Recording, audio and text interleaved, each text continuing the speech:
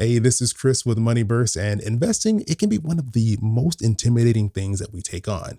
And I think this is why so many of us end up putting it off and then we regret starting so late in life.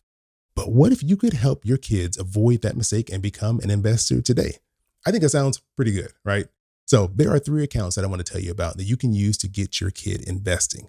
Today, let's talk about the 529 plan. So a 529 plan is like a combination savings account, investment account that's used specifically for education related expenses. And the money that you're putting into this account, it gets invested, and then you also get some great tax benefits. So, first of all, there are over 30 states that will offer you a state tax deduction on the money that you put into the plan, which is already great.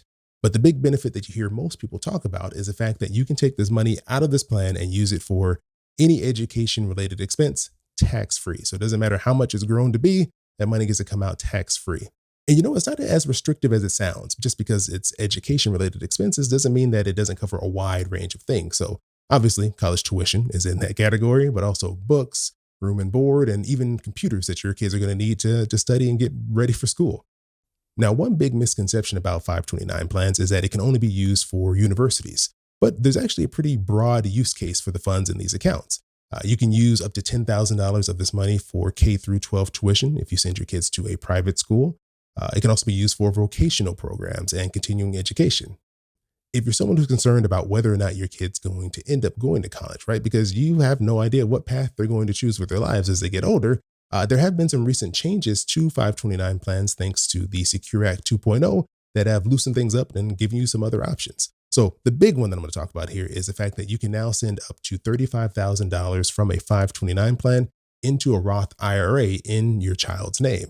And this is a great benefit because say, for example, your kid gets some big scholarships, and so they don't need as much money. Or maybe you were just really prepared and you saved too much. You have a great option to move some of this money into a retirement account and help your kids get a jump start on that.